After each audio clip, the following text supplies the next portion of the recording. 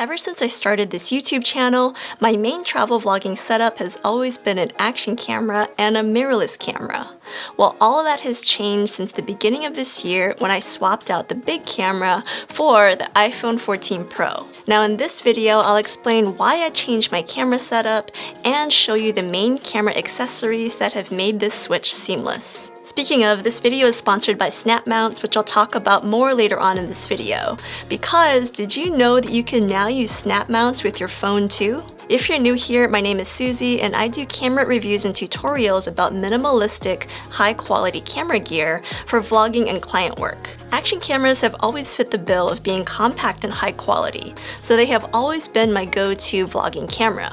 By the way, I'm currently flipping between using the GoPro Hero 11 Black and the DJI Osmo Action 3 at the moment, which is why I'm addressing them generally as action camera. But I've always carried a secondary camera to shoot B-roll and fill in the gaps where the action camera doesn't do so well, such as in low light and in close-up detail shots. Now for a long time, that second camera was a Fujifilm X-T3, and then it was the Sony a7 IV. But ever since I switched from Android to iPhone late last year, I've been blown away by the quality of the iPhone. And since it's a camera that I always have with me, I find myself shooting with it more and more. Now obviously there are still times when I'll want to use my bigger Sony camera instead, such as when I'm doing telephoto zoom or doing a paid video shoot for a super high profile client. You know, they won't take me very seriously if I show up with just an iPhone. But let's be real, that action cameras and iPhones can actually shoot really high quality video. The GoPro can even do 5K and 4K 120, which my Sony actually can't do.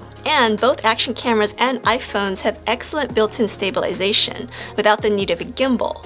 If I'm shooting video with my Sony, then I definitely need to be using a gimbal to get stable footage. So when I'm filming YouTube videos or Instagram Reels or TikToks, which honestly is mostly what I shoot these days, the iPhone plus the action camera are a great team. And they are super minimal and compact, which is something I highly value about my camera setups. Now besides being able to fit the whole camera kit inside of my 2-liter Lululemon belt bag, another reason why I love this super compact setup is because I can use the same mounts with both of these cameras. When I was shooting with Fujifilm or Sony, those cameras are so big and heavy that I had to use bigger and more robust tripods and mounts to support them, and carry the action camera mounts as well. But the phone is so small and close in size to the action camera that they can now share a lot of the same mounts, so I don't have to carry as much gear with me. Now when I'm filming travel videos, I almost always have 4 different mounts with me so I can get varied perspectives. I have a backpack mount for getting POV shots and hands-free carry of the camera, a mini tripod such as the GoPro Shorty because it keeps the camera setup the most minimal and also has some wiggle room to get a little bit taller. I also like to bring a long selfie stick because it gives me the best vlogging perspective if I'm trying to fit Martin and Julian in the same shot with me, and I can get ultra tall drone-like shots when the stick is fully extended. And I also like to have a car mount for getting driving shots because our Jeep is usually a part of our travel adventures. Now because I like to swap out my camera mounts so often, I always use a quick release. And I've talked a lot about action camera quick releases on this channel previously, and every time I do, I always mention Snap Mounts as one of my favorites. It's a convenient system that allows you to move from one camera mount to another without fiddling with the annoying thumb screws and annoying mounts. And the magnetic attachment is crazy strong, to the point where you gotta watch your fingers when the 2 magnets meet. Snap mounts are a little bit heavier and bigger compared to other quick release options, but that's because this system is made of really strong materials and uses magnets, so it's a bit of a trade-off. But the strength of snap mounts especially shows whenever you mount a camera to the outside of your car. We've driven 60 to 70 miles per hour before, and the camera doesn't even budge. It is way better than our previous suction cup mount that we used to use, until it fell off and lost our GoPro. Needless to say, we don't use suction cups anymore to hold the camera on the outside of the car. By the way, if you're going to use snap mounts on your car, I recommend getting 2 extra accessories. This silicone boot, which fits on the bottom of the mount to protect your car and also give you more friction to increase the stability of the mount,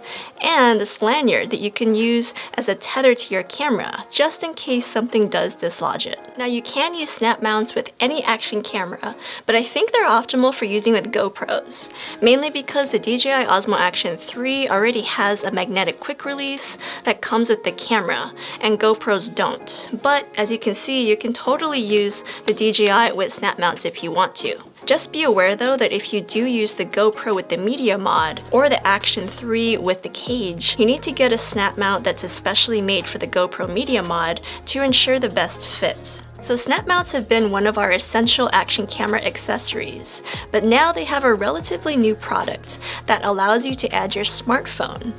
And this is the main reason why I've changed my quick releases over to snap mounts. It's essentially a phone mount that's made of all metal, so it's super strong yet pretty lightweight. And it has the GoPro finger mount on the bottom to attach your GoPro mount of choice, such as the snap mount quick release. The phone clamp works with either Android or iPhone. You just want to turn this wheel and the jaws loosen so you can add your phone into the padded clamp, and then turn the wheel in the opposite direction to lock it into place. There's also a cold shoe mount on top to add something like a microphone or a light, and the back of the unit has 4 1/4-20 holes so you can add even more accessories. Now above the screws is my favorite part of this mount, a little lever that loosens so you can swing the phone from horizontal orientation to vertical, which is a big deal for those of us having to shoot more vertical content these days.